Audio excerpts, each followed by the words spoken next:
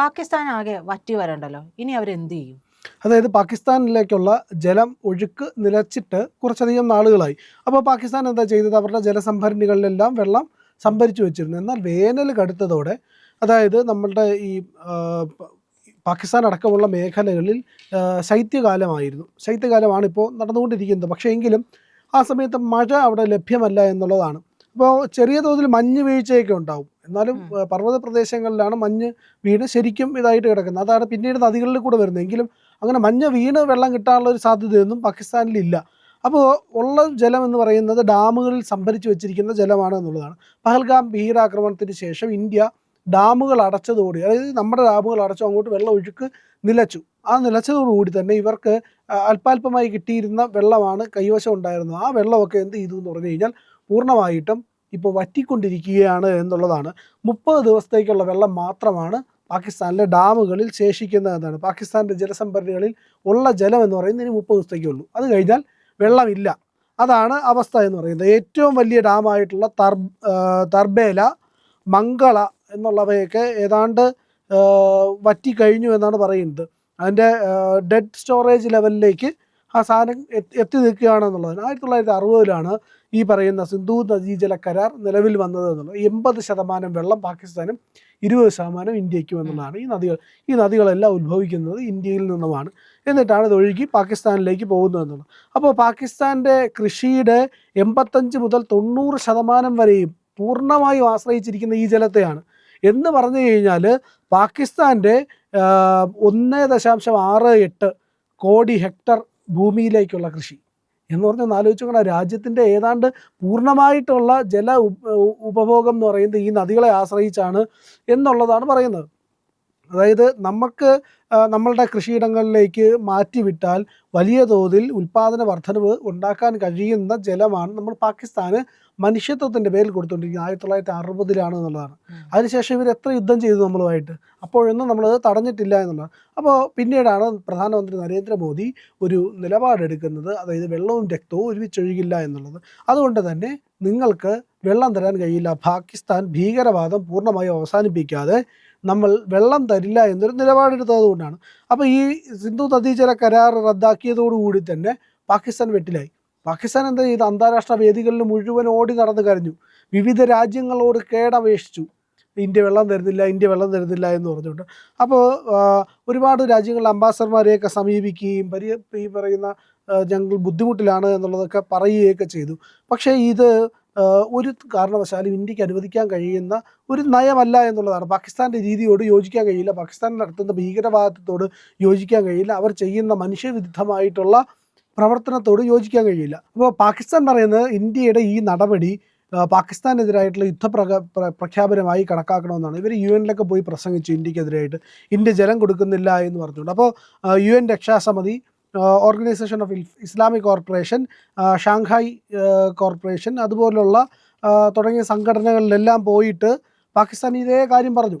എന്നിട്ട് പാകിസ്ഥാൻ ഇപ്പോൾ പറഞ്ഞുകൊണ്ടിരിക്കുകയാണ്, ഞങ്ങളുടെ ബ്രിക്സിൽ ഉൾപ്പെടുത്തണമെന്ന് ആവശ്യപ്പെട്ടിട്ടുണ്ട്. ബ്രിക്സിൻ്റെ ഭാഗമാകണം പാകിസ്ഥാൻ എന്ന് പറഞ്ഞാൽ ഒരിക്കലും നടക്കാൻ പോകുന്ന കാര്യമല്ല. കാരണം ബ്രിക്സിലേക്ക് പാകിസ്ഥാനെ പോലൊരു രാജ്യത്തെ ഉൾപ്പെടുത്തിയാൽ ഇന്ത്യ അതിന് സമ്മതിക്കില്ല എന്നുള്ളതാണ്.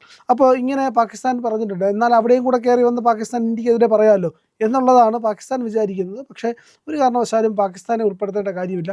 ഒരു പക്ഷേ ഇറാൻ ഉൾപ്പെട്ടേക്കും ചിലപ്പോൾ, പക്ഷേ അതിനുള്ള സാധ്യതയും കുറവാണ് എന്നുള്ളതാണ്. ഇപ്പോൾ പോകുന്നത് ഒരു അന്താരാഷ്ട്ര വികസനത്തിൻ്റെ അടിസ്ഥാനത്തിലുള്ള ഒരു കൂട്ടായ്മയായിട്ടാണ് ബ്രിക്സ് പൊയ്ക്കൊണ്ടിരിക്കുന്നത്. എന്തായാലും പാകിസ്ഥാൻ്റെ ഈ നടപടി എന്ന് പറയുന്നത് ഇന്ത്യയെ ഏതെല്ലാം വേദികളിൽ അപമാനിക്കാൻ പറ്റുമോ, ഇല്ലെങ്കിൽ ആക്രമിക്കാൻ കഴിയുമോ, അത് മാത്രം ലക്ഷ്യം വെച്ചുകൊണ്ടുള്ളതാണ്. അപ്പോൾ അതിനായിട്ട് ഇനി അധികം ഇതൊന്നും ചിലവാക്കിയിട്ടൊന്നും ഊർജ്ജം ചിലവാക്കിയിട്ട് കാര്യമൊന്നുമില്ല. ഇന്ത്യ അത് മൈൻഡ് ചെയ്യില്ല എന്നുള്ളതാണ്. അപ്പോൾ വിവിധ ഘട്ടങ്ങളിലായിട്ട് നമ്മൾ പറഞ്ഞിട്ടുണ്ടായിരുന്നു പാകിസ്ഥാനോട്, ഓരോ ഭീകരാക്രമണം നടക്കുമ്പോഴും നിങ്ങൾ മാന്യമായിട്ട് മര്യാദയ്ക്ക് പെരുമാറണം, മര്യാദയ്ക്ക് ഇരിക്കണം, അടങ്ങി ഒതുങ്ങിയിരിക്കണമെന്ന് പറഞ്ഞിട്ട് ഇവരത് കേൾക്കാറില്ല. അതായത് മുംബൈ ആക്രമണമായിരുന്നു പാകിസ്ഥാൻ നടത്തിയത് ഏറ്റവും ഡെഡ്ലി അറ്റാക്ക് എന്ന് പറയുന്നത്. മറ്റൊന്ന് പാർലമെൻറ്റ് ആക്രമണത്തിന് ഒരു രാഷ്ട്രീയ മാനമുണ്ട് കൂടുതൽ. കാരണം എന്ന് പറഞ്ഞാൽ നമ്മുടെ ജനാധിപത്യത്തിന് നേർക്ക് നടന്ന, ജനാധിപത്യത്തിൻ്റെ ശ്രീകോവിൽ എന്നറിയപ്പെടുന്ന നമ്മുടെ ജനങ്ങൾക്ക് വേണ്ടിയിട്ടുള്ള നമ്മുടെ ഏറ്റവും വലിയ പരമോന്നത സഭയാണ് ഈ പറയുന്ന പാർലമെൻറ്റ് എന്ന് പറയുന്നത്. അപ്പോൾ ആ പാർലമെൻറ്റിന് നേർക്ക് നടന്ന ആക്രമണം ജനാധിപത്യത്തിന് മേൽ നടന്ന ഒരു ധ്വംസനമായിട്ടാണ് കണക്കാക്കപ്പെടുന്നത്. പക്ഷേ മുംബൈ ഭീകരാക്രമണം എന്ന് പറയുന്നത് യുദ്ധം പോലെയായിരുന്നു. ഇന്ത്യയുടെ പരമാധികാരത്തിനകത്ത് കടന്നു കയറി നിരപരാധികളായ മനുഷ്യരെ കൊല്ലുകയായിരുന്നു. അതിൻ്റെ അതേ തീവ്രതയോടുകൂടിയാണ് പഹൽഗാമിൽ നടന്നത്. അത്രയേറെ വാണിജ്യ നഗരത്തിൽ നടന്ന ആക്രമണം പോലെ മാസ് ഓപ്പറേഷൻ ആയിരുന്നില്ല എങ്കിലും, അത് കാരണം ഒരുപാട് ജനസാന്ദ്രത കൂടിയ മേഖലയാണ് മുംബൈ, അതുകൊണ്ടാണ് അവിടെ ഒരുപാട് ആൾക്കാർ കൊല്ലപ്പെട്ടത് എന്നുള്ളത്. പക്ഷേ എങ്കിലും ഈ പറയുന്ന പഹൽഗാം എന്ന് പറയുന്നത് കശ്മീരിൽ വന്ന് ആക്രമിക്കുന്ന, ടൂറിസ്റ്റുകളെ ആക്രമിക്കുന്ന, മതം നോക്കി ആക്രമിക്കുന്ന ശൈലി എന്ന് പറയുന്നത് അതിഭീകരമാണ്. ഇപ്പോൾ നമ്മൾ അതിന് മുമ്പ് 2 തവണ ഉറി ആക്രമണത്തിൽ നമ്മൾ പറഞ്ഞായിരുന്നു. അതുപോലെ തന്നെ പുൽവാമ അറ്റാക്കിലും ഇന്ത്യ കൃത്യമായിട്ട് പറഞ്ഞായിരുന്നു പാകിസ്ഥാനോട് പരിഹരിക്കണമെന്ന്. അത് അടിയും കൊടുത്തു. പക്ഷേ അത് മാത്രമല്ല ഇവിടെ സംഭവിച്ചത് എന്ന് പറഞ്ഞു കഴിഞ്ഞാൽ, ഈ പഹൽഗാം ആക്രമണത്തോടു കൂടി നമ്മൾ നമ്മുടെ നയങ്ങൾ മാറ്റി. അതായത് നമ്മുടെ സർജിക്കൽ സ്ട്രൈക്കിൻ്റെ രീതികൾ മാറ്റി. നമ്മൾ ഓപ്പറേഷൻ സിന്ദൂർ നടത്തിയെങ്കിലും അതോടൊപ്പം നടത്തിയ ഏറ്റവും വലിയ യുദ്ധമാണ് സിന്ധു നദീജല കരാർ റദ്ദാക്കുന്നതെന്നാണ്. പാകിസ്ഥാൻ അടിച്ച ഏറ്റവും വലിയ അടിയാണ് അതെന്ന് പറഞ്ഞാൽ ഇന്ത്യയുടെ കയ്യിൽ നിന്ന് കിട്ടിയ അടി. ആ അടിയുടെ ഭാഗമായിട്ടാണ് ഇപ്പോൾ പാകിസ്ഥാൻ നിലവിളിച്ചു കൊണ്ടിരിക്കുന്നത്. അപ്പോൾ പാകിസ്ഥാൻ്റെ കൃഷിയുടെ 90% കുടിവെള്ളത്തിൻ്റെ 90% ആശ്രയിക്കുന്നത് ഇതേ നദികളെയാണ്. ഇപ്പോൾ ഇന്ത്യക്ക് ഒരു പരിമിതി ഉണ്ടായിരുന്നു. കാരണം ഇത് പാകിസ്ഥാൻ കൊണ്ടുപോകുന്ന വെള്ളമാണല്ലോ. അതുകൊണ്ട് തന്നെ ആ പ്രദേശങ്ങളിൽ ഡാമുകളൊന്നും അധികമായിട്ട് കെട്ടിയിരുന്നില്ല. ഉള്ള കനാലുകളൊക്കെ തന്നെ പരിമിതവുമായിരുന്നു എന്നുള്ളത്. പിന്നെ ഇതിനെയൊക്കെ പുനരുജ്ജീവിപ്പിച്ചു.